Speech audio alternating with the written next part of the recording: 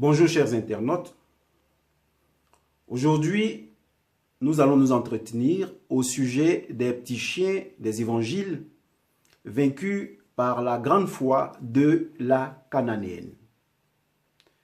Ce texte biblique se trouve dans l'évangile de Matthieu au chapitre 15.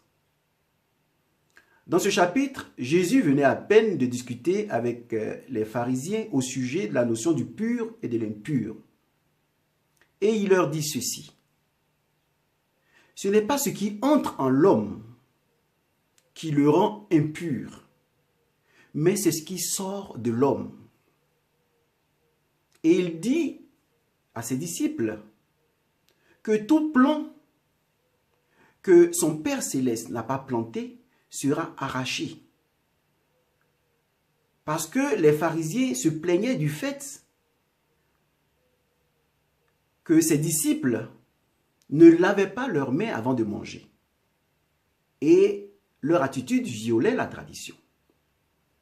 Et à Jésus de répliquer que les pharisiens violent les principes de base de la spiritualité au nom de leur tradition.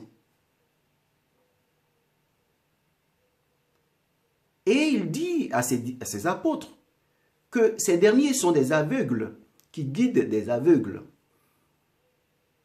Et ils se retrouveront dans un abîme, dans une fosse. C'est après s'être entretenu, avoir discuté avec les pharisiens au sujet donc du pur et de l'impur, qu'ils se retrouvent dans la région de Sidon et de Tyr, la région de Canaan. Cette région porte le nom du petit-fils de Noé, du fils de Cham, Canaan. Et cette région est peuplée de personnes idolâtres. Et le texte que nous allons parcourir va nous donner deux définitions de l'idolâtrie. La première définition que nous savons tous est le fait d'adorer des dieux en dehors de Dieu, d'adorer d'autres divinités. Et les trois religions révélées ont eu pour but de montrer qu'il n'y a de Dieu que Dieu seul, un Dieu au-dessus de tous les petits dieux que nous pouvons avoir. Et c'est ce Dieu-là qu'il faut adorer. C'est lui le créateur, le maître de toutes choses. Lorsque Jésus arrive donc dans la région de Sidon et de Tyr, où vient à sa rencontre cette Cananéenne qui est idolâtre parce qu'elle adore d'autres dieux, cette dernière le supplie de libérer sa fille tourmentée par les démons. Et elle crie: Fils de David, aie pitié de moi. Et Jésus l'ignore. Il l'ignore. Et elle continue de l'agacer par ses cris. À tel point que les apôtres lui demandent de la rabrouer. Et lui, il leur dit, il leur signifie qu'il est venu pour les brebis perdues d'Israël. Arrêtons-nous en cette première partie de ce passage pour mieux le saisir, pour mieux le comprendre. Pourquoi Jésus ne réagit-il pas face au cri de cette femme qu'il appelle fils de David? Un titre très important qui est resté énigmatique pour les grands prêtres d'Israël. Parce que quand il leur demanda pourquoi est-il écrit que le Christ est fils de David, ils ne purent pas répondre à cette question. Et pourtant, cette Cananéenne l'appelait fils de David, ce qui devait l'inciter tout de suite à s'occuper de son enfant. Mais non, Jésus ne coûte pas, ne se laisse pas séduire par ses propos. Pourquoi? Parce que le diable sait qu'il est fils de Dieu. Et le diable peut se servir des gens, peut posséder des gens et l'amener à chercher, les amener plutôt à chercher à le séduire.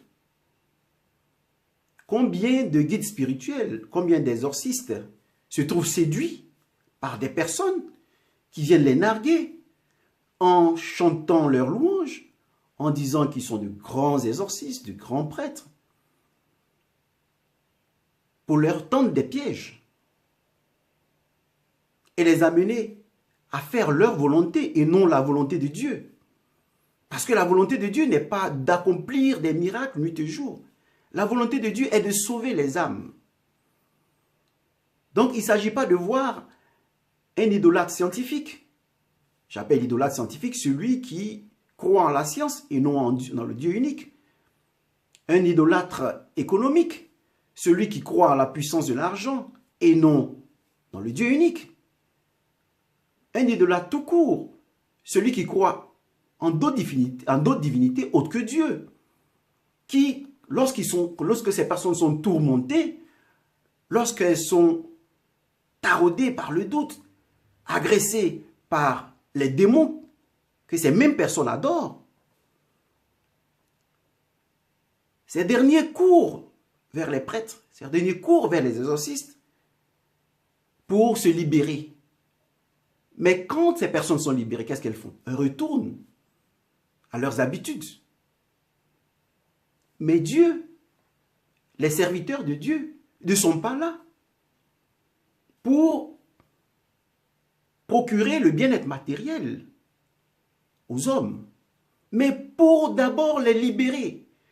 C'est l'objectif principal de leur mission, libérer leurs âmes, en faisant en sorte que leur cœur adhère à la foi, à Dieu,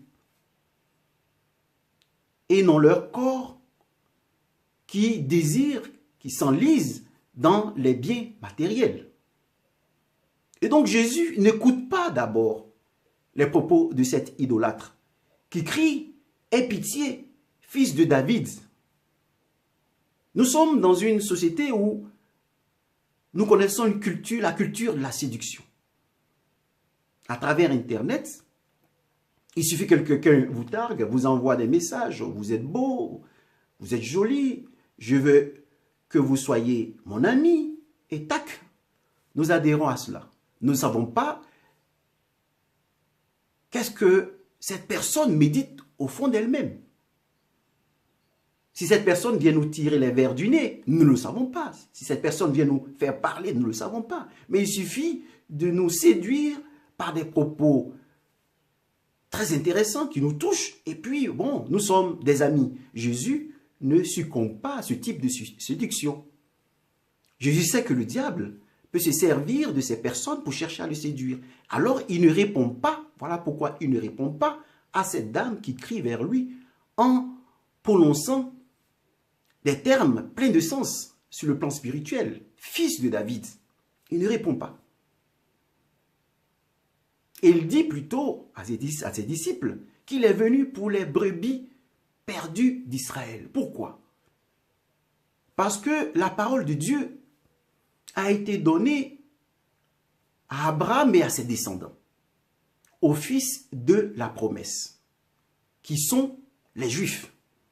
Et pendant 3000 ans, ces derniers ont médité la parole de Dieu, comme des élèves qui ont étudié pendant 3000 ans.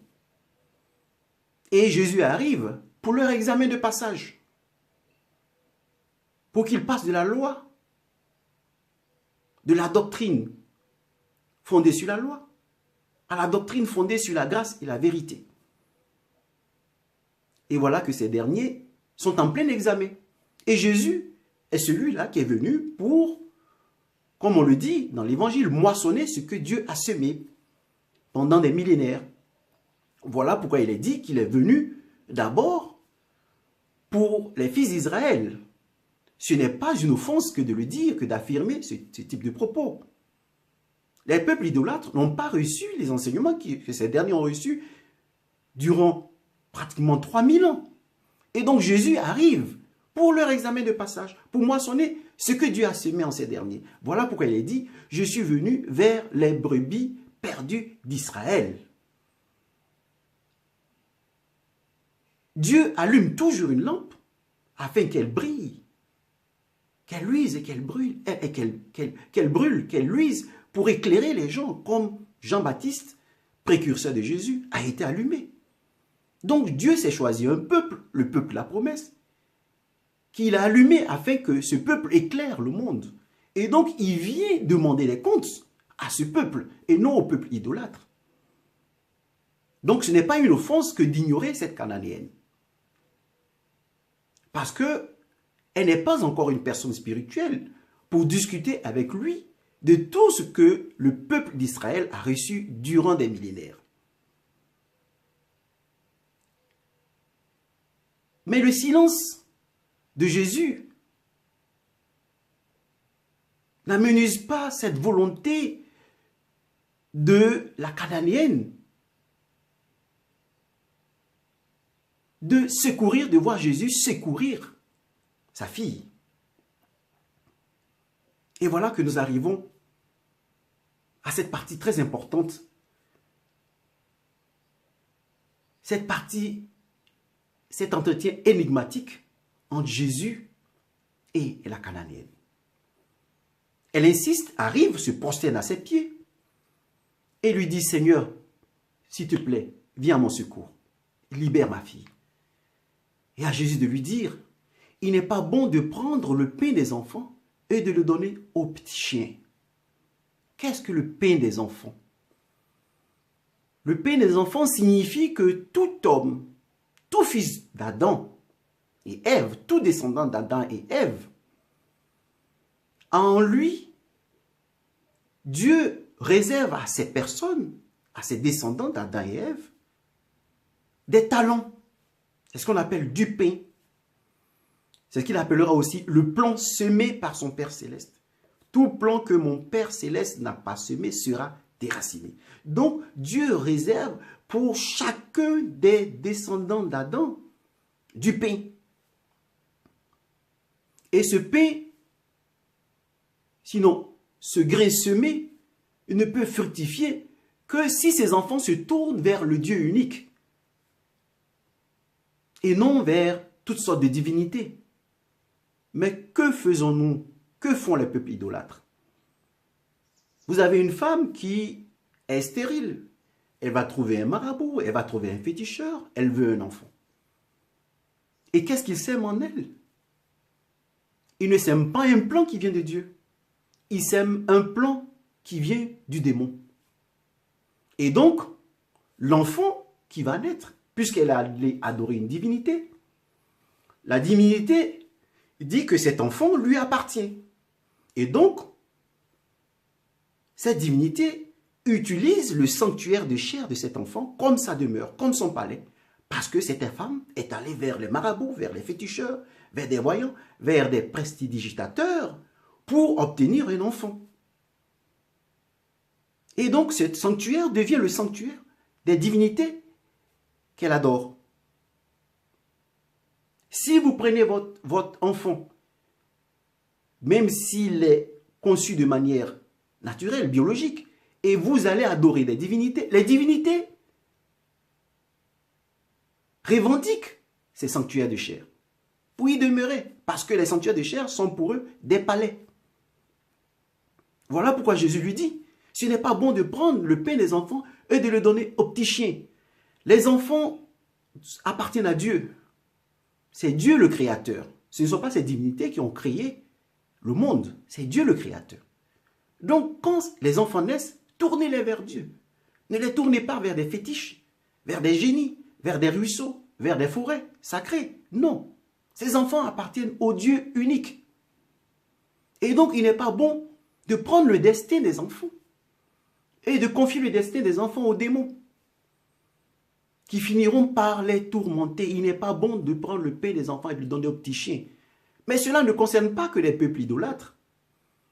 Ça concerne aussi les écoles ésotériques qui développent d'autres doctrines autres que celles qui conduisent à la vérité.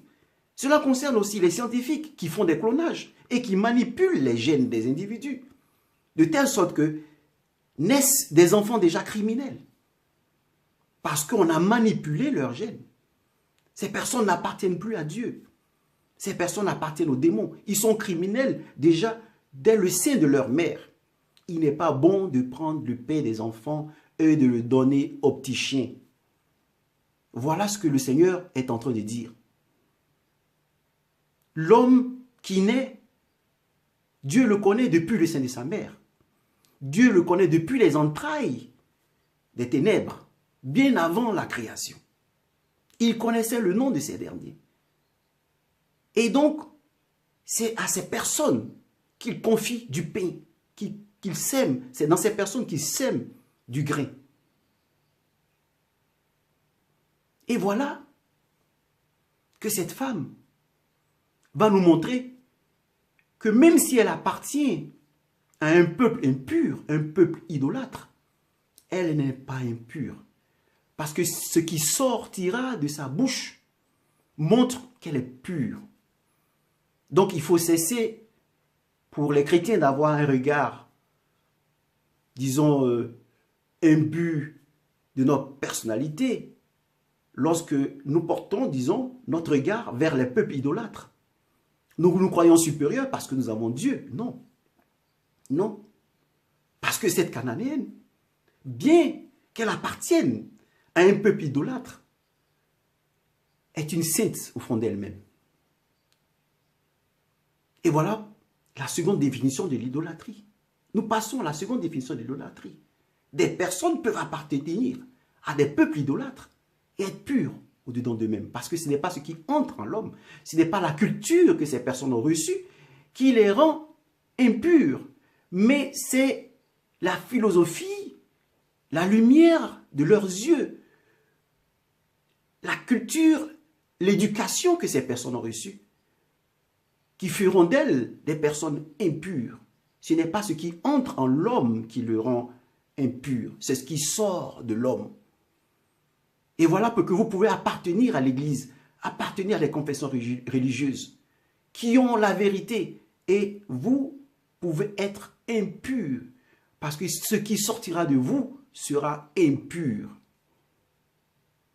Et c'est ce que démontre cette femme à Jésus de Nazareth quand elle lui dit, « Mais Seigneur, les petits chiens mangent la table, mangent plutôt les miettes qui tombent de la table de leur maître. » Alors, comprenons ceci. Il n'est pas bon de prendre le pain des enfants et de le donner aux petits chiens. Donc, il n'est pas bon de confier les enfants à des divinités, qui sont des petits chiens, des disciples, des suppôts de Satan. Et la femme lui dit, mais tu sais une chose, les petits chiens mangent les miettes qui tombent de la table de leur maître. Les miettes, qu'est-ce que c'est? Ce sont les miettes du pain. Et qui est chargé de donner du pain? Ce sont les marchands d'huile. Ce sont les prêtres qui sont chargés d'enseigner au peuple, de susciter dans le peuple la foi.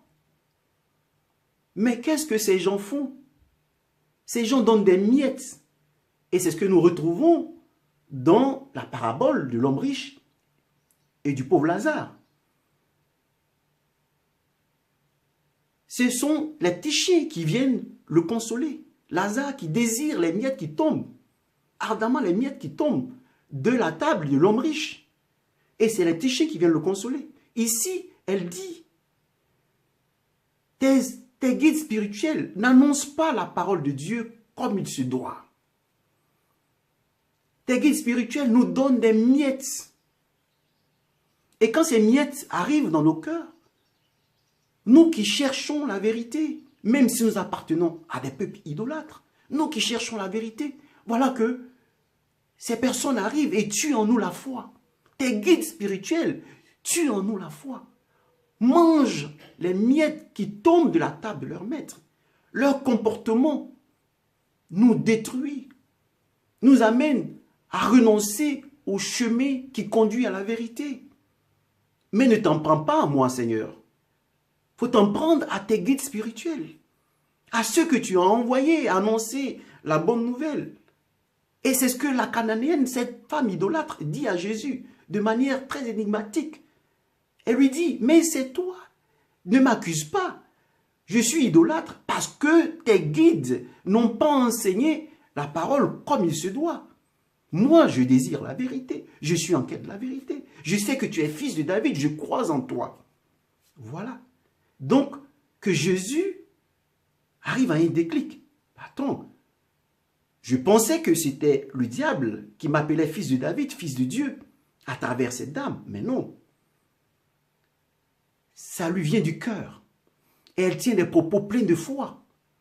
Et elle met le doigt sur les faiblesses de mon église, de la maison du Père Céleste, où se réfugient des brigands, où se réfugient des gens qui n'adhèrent pas vraiment à la vérité. Et elle me dit, on ne reçoit que des miettes. On ne nous enseigne pas la parole comme il se doit. Comment tu veux que nous changeons? Comment tu veux que nous nous convertissions? Comment tu veux que nous changions de vie? Comment nous convertir si nous ne connaissons pas la vérité?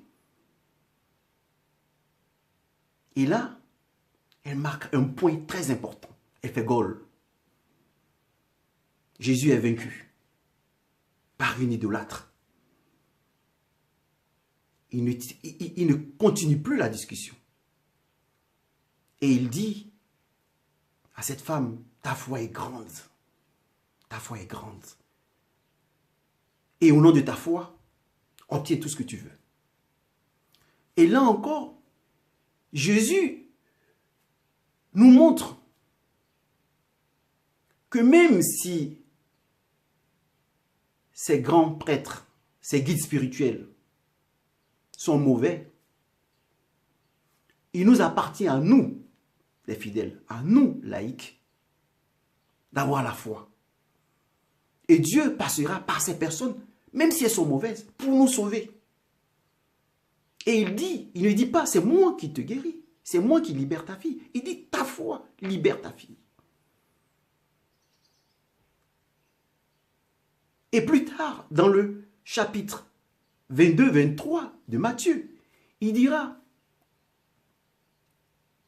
écoutez ce que disent mes guides spirituels qui travaillent dans la maison de mon Père Céleste. Faites ce qu'ils vous disent de faire. Parce qu'ils sont assis sur la chair de Moïse. Vous leur devez du respect pour la gloire de Dieu. Comme David eut du respect pour Saül, qui cherchait à attenter à sa vie.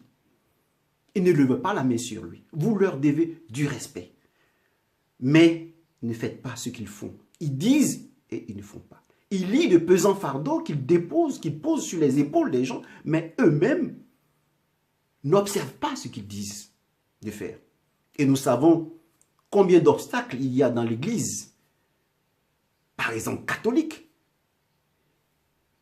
pour s'approcher de l'Eucharistie, pour arriver au baptême. Combien d'obstacles, combien de pesants fardeaux sont liés, qui empêchent les gens d'adhérer à la vérité et d'être sauvés. Comment vous pouvez dire à une personne qui croit en Dieu, qui dit Dieu, Jésus est fils de Dieu, comment vous pouvez lui dire, pendant qu'il est tourmenté par les démons, attends, tu dois suivre 3 ans de formation avant d'obtenir le baptême? Mais non. Libérez cette personne et enseignez cette personne. C'est ce que Jésus vient de faire. C'est comme s'il venait de baptiser cette dame qui a foi.